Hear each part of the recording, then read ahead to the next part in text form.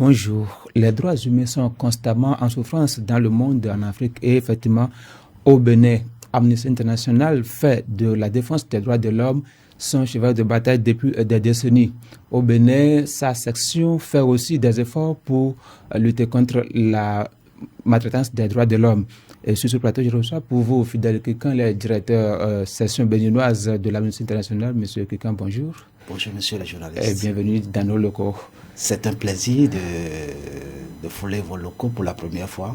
Et je profite pour vous dire toute ma compassion et ma solidarité pour ce que vit actuellement l'un de vos collègues à travers la personne de Iya Sossou. Merci. D'entrée de jeu, dites-nous quel est aujourd'hui l'état des lieux quant au respect des droits de l'homme aujourd'hui au Bénin et en Afrique généralement.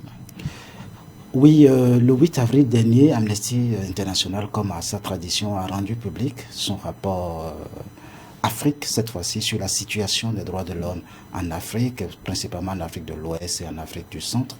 Le titre principal de ce rapport, du moins le thème central qui sort de ce rapport, c'est qu'il faut savoir que les crises et, disons, les manifestations réprimées par les autorités ont favorisé un contexte de violation massive des droits de l'homme en Afrique notamment. Et donc, il y a trois sous-thèmes qui sortent de ce rapport. Donc, il y a les conflits et les crises. Il y a la répression des manifestations, donc la répression de la liberté d'association, de manifestation, de réunion. Et ensuite, ces deux éléments que je viens de citer créent des déplacements massifs au niveau des populations.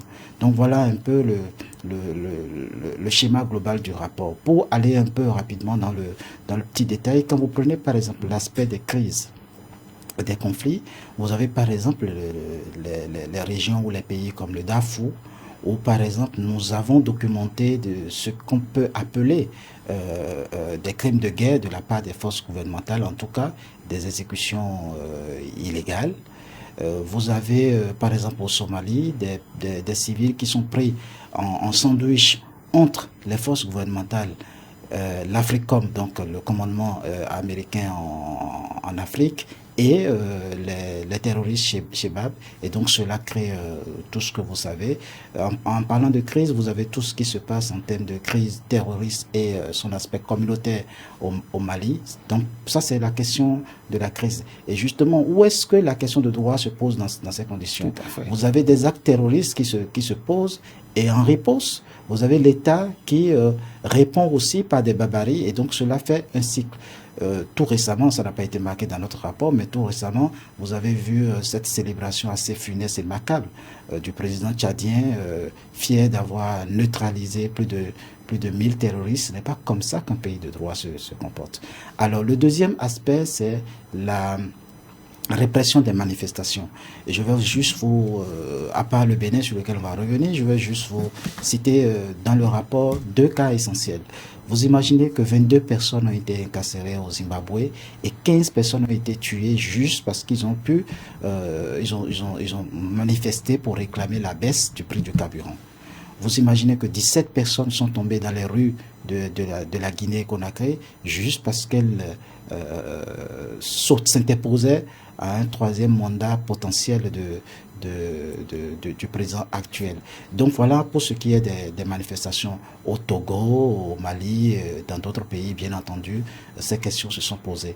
Et en résultante de tout ça, vous avez donc, que ce soit au Tchad, que ce soit en RDC, que ce soit au Cameroun, beaucoup de personnes, nous avons pu dénombrer plus au-delà du million de personnes qui se sont déplacées à cause de ces questions de crise et à cause de ces menaces par rapport à leur liberté d'expression et de manifestation. Mais le rapport n'est pas que sur des mauvaises nouvelles, heureusement.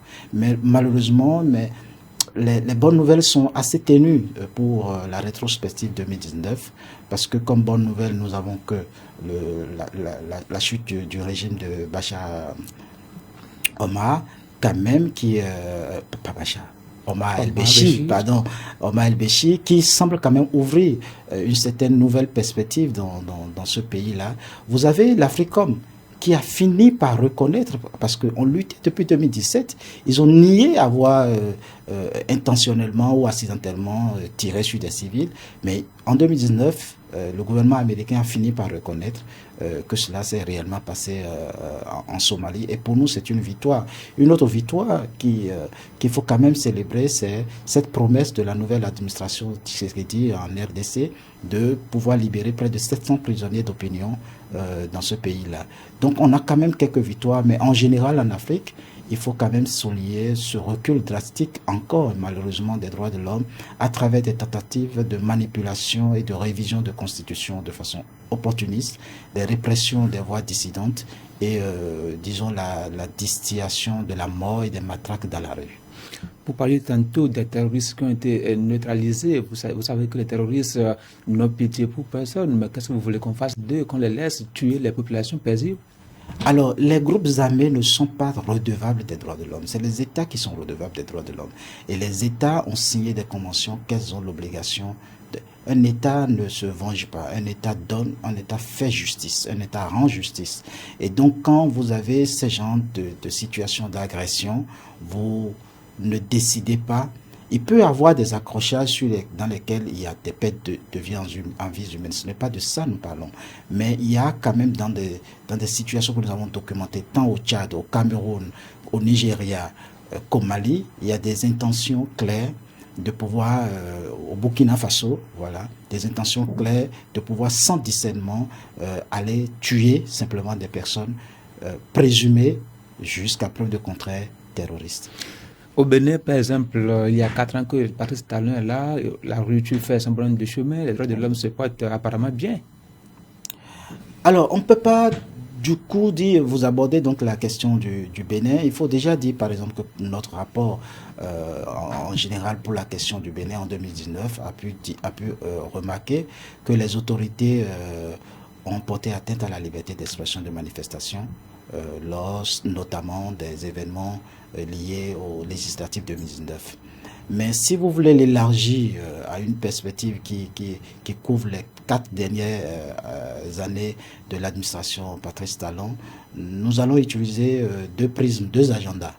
Vous savez, quand le président Patrice Talon s'installait, Amnesty International lui avait proposé un agenda en matière de droits de l'homme en 10 points que nous avions appelé le manifeste des droits de l'homme.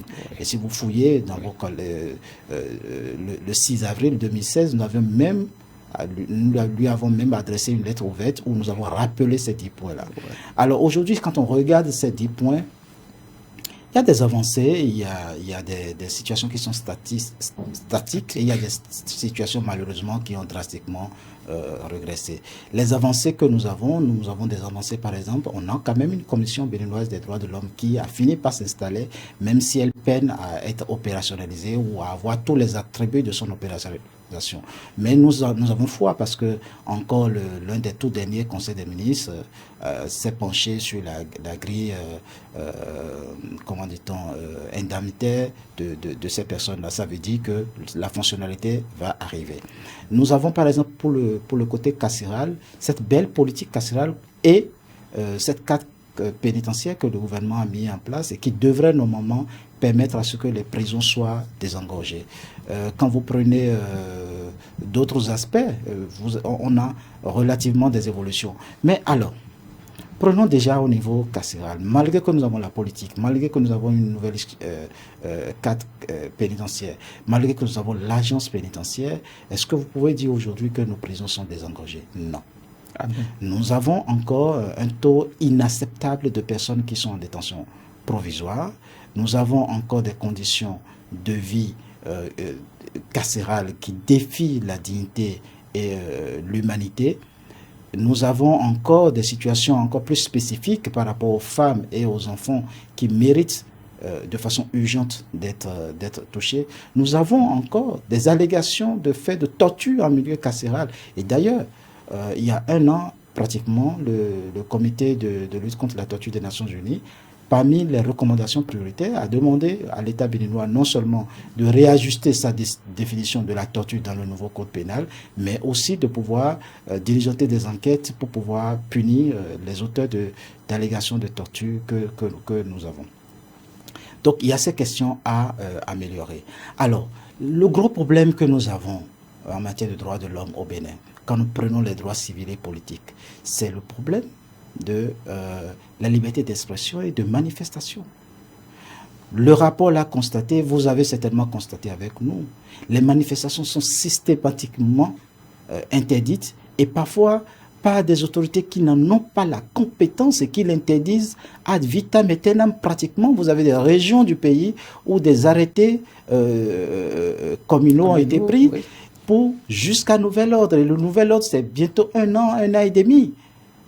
Alors que notre Constitution reconnaît et garantit la liberté de manifestation et d'association. Le président Talon, en arrivant en 2016, avait trouvé que ces libertés n'étaient guère reluisantes. Est-ce qu'aujourd'hui, avec ce code pénal qui introduit insidieusement tout blocage de la manifestation dans la rue, d'occupation de l'espace civique, que ce soit sur les ondes, que ce soit dans la rue, est-ce que ce code pénal promeut et disons, promeut la liberté d'expression et de manifestation, ou bien l'embrigade? À notre sens, les lois qui ont été prises et les décisions administratives qui ont été prises, malheureusement, ont assombré davantage ce diagnostic que le président a bien fait en 2016 et sur lequel il s'était engagé à améliorer. Vous prenez la liberté de presse aujourd'hui. Nous sommes en recul.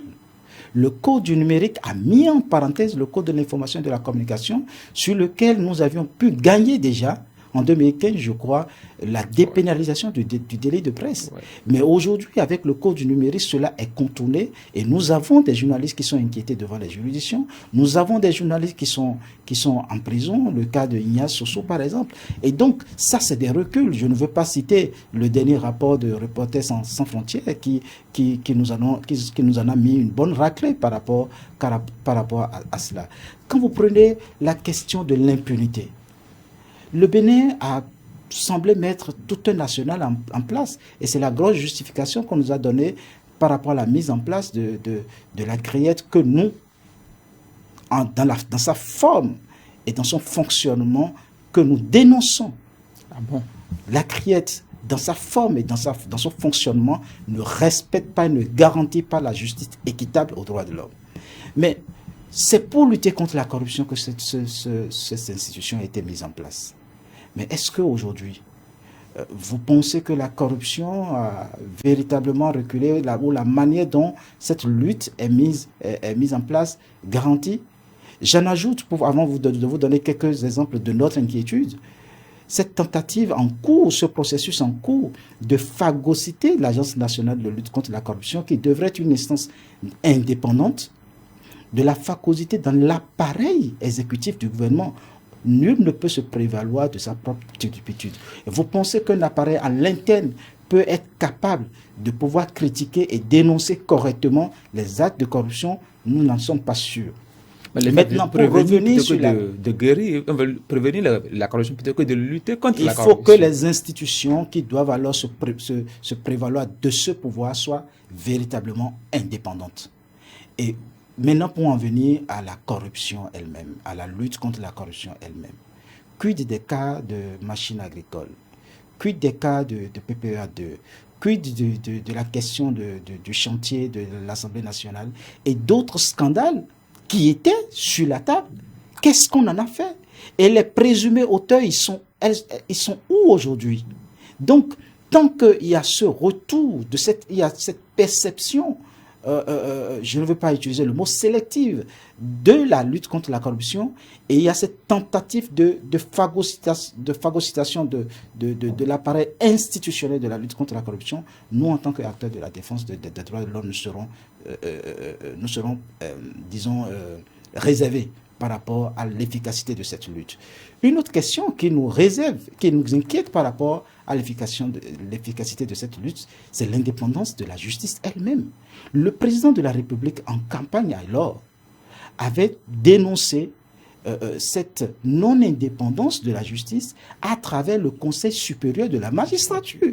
Et il avait publiquement promis que quand lui serait président, il se retirerait de la tête du Conseil supérieur de la magistrature. C'est le candidat qui a parlé. Pour que, amen, si on ne peut pas croire au projet de société des candidats, ça veut dire qu'il y a un problème. Il y a une manipulation de la démocratie. Il y a les réalités du pouvoir. Je suis désolé.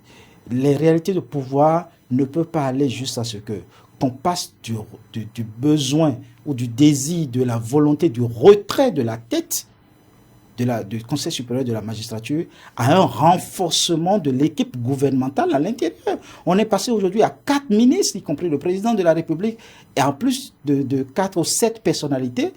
Et finalement, le juge qui sait que l'instance disciplinaire qui se penchera sur son cas revient totalement à l'exécutif. Encore que la Constitution, préalablement, dans ses relations avec la justice, n'a pas rendu la justice indépendante, vous voyez bien que la justice est plus que jamais dans les faits.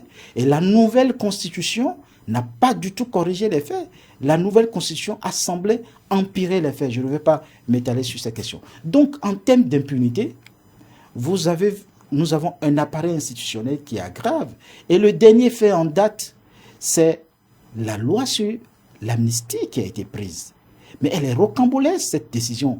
Parce que nous ne pouvons pas avoir vu tout ce que nous avons vu là, les 1er et 2 mai.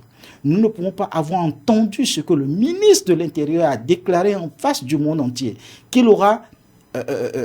les auteurs qui n'ont pas eu ordre de tirer, qui a eu utilisation d'armes létales, et que les auteurs seront punis. Et qu'on ait dit tout ça, et que le juge prononce un non-lieu, et que dans la précipitation, quelques jours après, l'Assemblée nationale fait table rase de tout ça et nous propose une loi d'amnistie.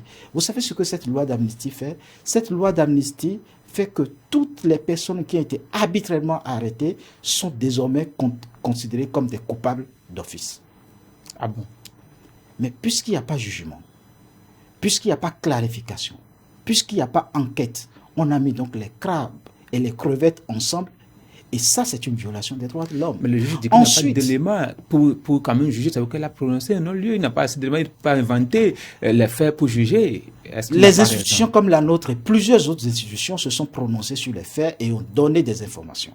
Le juge a faculté, quand il n'a pas à son niveau des éléments, de faire appel à ces institutions-là pour dire apportez-nous les éléments que nous avons. Et je vous annonce que des institutions comme l'Amnesty peuvent, dans des cas pareils, sur sollicitation, se comporter comme amis de la Cour, donc mettre à la disposition de la Cour les éléments de preuve que nous avons. L'amnistie, ce n'est pas que les auteurs, mais il y a aussi des jeunes qui étaient en prison, mais qui ont été libérés, qui sont aujourd'hui avec les familles. Est-ce que ce n'est pas une bonne nouvelle pour ces familles-là? Justement, vous n'arrivez pas à suivre ce que... Ces jeunes qui retrouvent la liberté n'auraient jamais peut-être dû aller en prison. Et nous avons des cas de ces jeunes qui n'auraient jamais dû aller en prison. Donc c'est une détention arbitraire. Et normalement, quand vous avez violé les droits de liberté d'aller et venir de quelqu'un par une détention arbitraire, vous devez statuer clairement par rapport à ça. Et cela doit pouvoir donner droit à la réparation. Et c'est ça une justice. Donc cette loi d'amnistie vient mettre tout le monde dans le même plateau et vient simplement promouvoir à notre yeux l'impunité. Et donc cela n'étant pas réglé, cette loi d'amnistie ayant blanchi tout le monde, le bourreau et la victime, vous ne soyez pas surpris de voir ce qui est arrivé à Théophile sur le campus. Et peut-être nous ne le souhaitons pas, ce qui va arriver à d'autres personnes, parce que les premiers n'ont pas été punis. Il va y avoir toujours des gens qui, dans la mêlée, auront toujours la gâchette facile, parce qu'à un moment donné, ils pourront se réfugier derrière l'appareil politique pour bénéficier de la loi d'amnistie. Donc voilà des questions sur lesquelles, et cette question, principalement, a fait l'objet aussi d'une recommandation prioritaire de la commission du comité contre la torture, et qui a demandé au Bénin de conduire des enquêtes pour rendre compte dans un délai de 12 mois. En mai prochain ou fin avril, nous aurons les 12 mois. L'État n'a pas encore répondu à cette recommandation et prononce un non-lieu et sort une loi d'amnistie. L'État donc refuse de répondre à cette recommandation communautaire, à cette recommandation de la surveillance internationale, et c'est quelque chose qui nous préoccupe. Donc voilà quelques aspects sur les droits civils et politiques. Sur les droits économiques, sociaux et culturels, vous avez la précarisation du travail. Les nouvelles lois qui ont été prises par rapport au travail, par rapport à la loi sur l'embauche, vous avez vu? Je ne dis pas que l'ancien système était le meilleur. Mais celui-là qui est là actuellement précarise le travail parce que je suis aussi quelque part détenteur de pouvoir d'employeur. Cette loi me donne tous les pouvoirs sur mes employés. Et ça, c'est très grave. Ensuite, cette loi retire le droit de grève, qui est un outil fondamental du dialogue social. Les conditions dans lesquelles la loi, le retrait de grève doit se faire, doit être encadré, pas être retiré, doit être encadré, c'est de prévoir des mesures compensatoires. Les mesures compensatoires n'ont pas été jusqu'à là où je vous parle et à notre connaissance, les mesures compensatoires n'ont pas été mises en place avant que de façon incidente et avec pincement de cœur, cette loi antidémocratique, violatrice des droits de l'homme, des droits de droit au travail, de droit à la négociation collective, a été retirée aux travailleurs. Et quand vous voyez comment les gens allaient en grève, les malades meurent dans les hôpitaux, les enfants sont à la maison, l'école est paralysée, est-ce que ce n'était pas quand même bien de... C'est la faute à l'autorité administrative. Parce que je ne sais pas si c'est 2001 ou 2011, la loi qui existait là avait tout prévu. C'était une loi complète sur la grève. Il revenait à l'autorité tutelle, aux autorités de tutelle, de regarder si les conditions d'aller en grève étaient réunies et de rappeler les collectivités, les centrales syndicales à la règle par rapport à l'utilisation, par rapport au respect de cette loi-là. Et cette loi, je vous dis, elle était complète dans son utilisation, seulement qu'elle n'avait pas été utilisée. Je reconnais que les personnes qui allaient en grève ne l'utilisaient pas. Et donc, cette loi n'était pas insuffisante, elle était très efficace. Son inefficacité, vient de l'inaction de l'autorité qui a manqué de la surveiller. Et ce n'est pas parce que vous n'avez pas les capacités de surveiller, de mettre en œuvre une loi, que simplement vous retirez le droit que cette loi est censée protéger.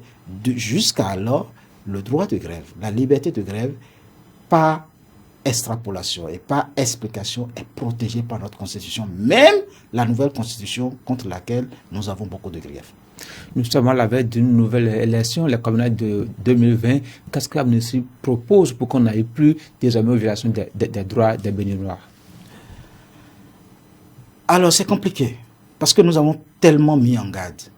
Vous savez, les grands théoriciens de gestion de crise ont dit, quand une ancienne crise n'a pas été bien traitée, elle entraîne des crises plus graves. Et nous ne voulons pas être des oiseaux de mauvais augure, mais nous sommes pratiquement dans cette posture-là. Vous savez, la crise issue des élections législatives a été très mal traitée. Elle a été traitée de façon parcellaire, elle a été traitée de façon exclusive elle-même, alors que les élections étaient exclusives. Et donc les décisions qui ont été prises, les nouvelles lois qui sont sorties de là sont des lois d'un camp. C'est la loi des vainqueurs. Mais il y a eu une dialogue politique, tous les acteurs étaient autour de la table. Tous les acteurs n'étaient pas autour de la table. La majorité des acteurs étaient là. Désolé, la crise était si majeure qu'il ne fallait pas parler de majorité d'acteurs, il faut parler de l'ensemble des acteurs concernés par la crise. Il y avait un moment où les acteurs politiques pouvaient discuter de cette question. La discussion les a échappés. Vous savez, les familles qui ont été touchées par les balles, les blessures, les arrestations arbitraires, les décès, toutes ces parties sont des parties prenantes au dialogue. Est-ce qu'elles étaient autour de la table? Non. Je pense qu'il y a eu une messe de partage politique qui a sorti une nouvelle loi électorale, qui a sorti une nouvelle charte politique, qui a abouti à une constitution qui a été revue dans les conditions que nous avons vues et que nous avons espoir que tout ça va être remis à l'endroit. Et donc, dans ces conditions-là, aller aux élections communales, ça peut peut-être passer. Mais il faut faire attention. La démocratie, la question qu'on se pose, c'est est-ce qu'on est toujours dans un processus démocratique? Est-ce qu'on gouverne toujours pour le peuple, par le peuple et avec le peuple? Si on gouverne pour le peuple, par le peuple et avec le peuple, la décision, par exemple, d'aller vers un système camouflé de grands électeurs à travers le parrainage devrait être discutée de façon très large avec la population. Et ça, c'est un piège. Et la nouvelle constitution, les communales en elles-mêmes ne constituent pas le gros danger. Les communales vont entraîner les présidentielles où la constitution va être la nouvelle constitution va être mise en œuvre, et nous pensons que en place de l'impunité et le grand pouvoir illimité presque qui est en train d'être donné aux forces de défense et de sécurité, en l'absence d'un dialogue politique élargi et en présence des rancœurs parce que les enquêtes n'ont pas été faites pour pouvoir situer, au moins sortir les auteurs et apaiser la douleur des familles victimes, aller dans ces conditions vers les élections telles que nous sommes en train d'aller, c'est porteur de risque. Nous voulions la paix pour notre pays. Nous voulons bien ne pas être des oiseaux de mauvais augure, de mauvais prophètes, mais le faire de cette sorte, je pense qu'il y a des éléments, des ingrédients pour que la crise se répète et qu'elle se répète de manière plus vive. Parce qu'il n'a pas eu que les 1er et 2 mai. Il y a eu les événements de Tchaourou et environ. Il y a eu les récents événements de Savè. Et il y a eu d'autres affaires qui sont déductives d'un climat d'insatisfaction et de rupture de la confiance et du contrat social. Il faut que cela puisse se régler. Et enfin, le Bénin est en train de prendre un tournant assez dangereux en s'isolant de la communauté internationale. Vous savez pourquoi est-ce que les droits humains sont devenus universels? C'est pour empêcher qu'un État ferme ses frontières et décide de la vie ou de la mort de tous ses citoyens. Et en prétestant aujourd'hui contre l'avis de cette pensée philosophique qui accompagne l'universalité des droits, en soulevant à chaque instant et à contre-vent la souveraineté de l'État béninois contre les décisions des instances internationales et régionales, le Bénin est en train de s'isoler et c'est un risque pour nous. Parce que ça veut dire que le régent pourra décider de la vie ou de la mort de tout le monde et ça nous met en insécurité. Ça va être votre dernier mot. Est-ce que vous avez espoir qu'un jour ça va changer, que les droits de l'homme seront respectés au Bénin et en Afrique généralement? Absolument. Vous savez pourquoi? Malgré tout ce que nous venons de vous dire, en Afrique, nous avons vu des gens, les mains nues, qui sont allés directement en face de la mort, qui n'ont pas craint les matraques, qui n'ont pas craint la prison. Et même au Bénin, vous avez vu ces jeunes qui ont été emprisonnés? La plupart, quand ils sont sortis, qu'est-ce qu'ils ont dit? Nous avons fait une expérience malheureuse, mais nous n'allons pas reculer. Nous allons arriver à un niveau où nous allons banaliser la prison, nous allons banaliser la mort, nous allons banaliser les matraques, et en ce moment-là, nous allons radicaliser les gens. Et ce n'est pas bon pour nous, parce que nous avons déjà l'extrémisme religieux, social ou politique qui nous entoure autour de nos frontières. Il ne faut pas qu'on en crée aussi en interne. Nous restons optimistes parce que l'homme est déterminé et mu par une liberté irréductible. Donc, à un moment donné, les populations, nous allons continuer à réclamer contre vents et marées nos droits. Et une fois qu'un soldat va tomber, il y aura d'autres soldats derrière qui vont reprendre la bataille et continuer jusqu'à ce que les régents puissent comprendre que le contrat social est basé sur la liberté de nous tous et que le pouvoir qu'on lui a confié, c'est un pouvoir temporaire pour essayer d'équilibrer la justice pour tout le monde. Fidèle Kekan, merci d'être venu partager avec nous vos inquiétudes et vos espoirs concernant les droits de l'homme en Afrique et au Bénin. Et chers internautes, merci de nous avoir aussi suivis et à la prochaine.